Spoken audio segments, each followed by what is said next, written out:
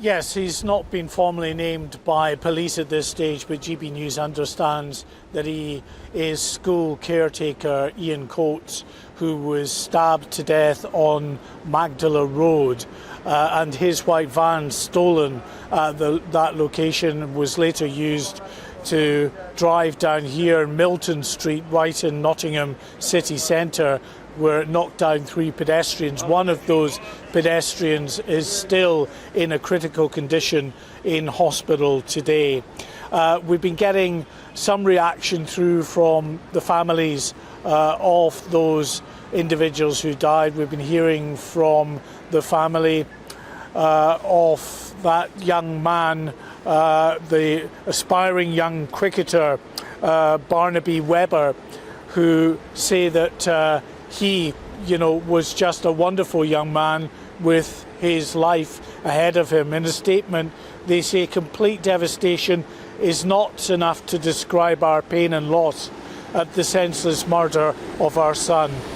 Barnaby Philip John Webber was a beautiful, brilliant, bright young man with everything to look forward to.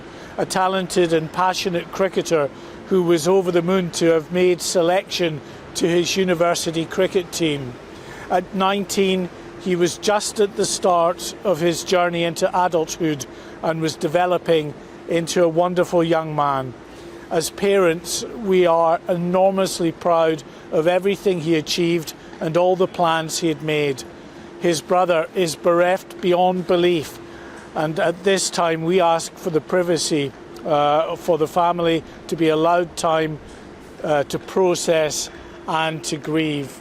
And we also understand that Grace Kumar, the other student, 19-year-old Grace Kumar, who was walking home with her young student friend at that time when they were attacked and stabbed to death.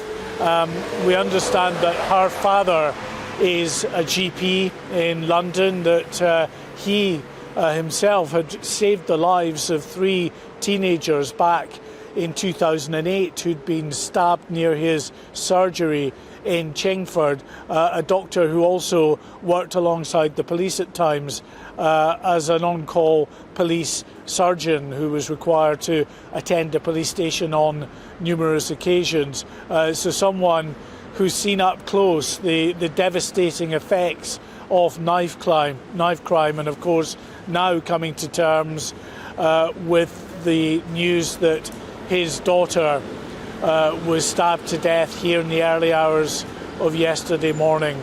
A little earlier, I was also speaking to an eyewitness, Ross Murphy, who was here yesterday morning. He just got off a bus, was heading to the local gym when he heard the sound of that van hitting pedestrians and saw one of those badly injured. This is what he told us. I came off the 36 bus about 50 yards that way. As I did, I heard a loud bang. I thought nothing of it really. There's plenty of people about this time in the morning. I walked towards McDonald's for a quick coffee, as I usually do, before I go to the gym. And I saw somebody lying half off the road and pavement opposite McDonald's. And still thought nothing of it because there's a lot of people like beggars, etc. in this area in the morning. I thought somebody just collapsed. Anyway, I went in McDonald's and nobody in there thought much about it. And then about 5 minutes later, I think it's Liam, one of the cleaners, said there's been a hit and run.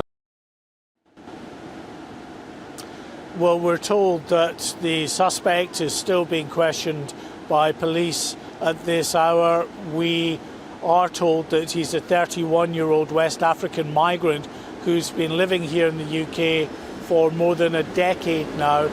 He is apparently known to police, but we're told that he doesn't have a criminal record, but there are indicators of violence and mental health issues in the past. Of course, questions now will be asked about whether any of the issues surrounding this individual, those points of concern, were flagged up to authorities in advance of the terrible events in the early hours of yesterday morning.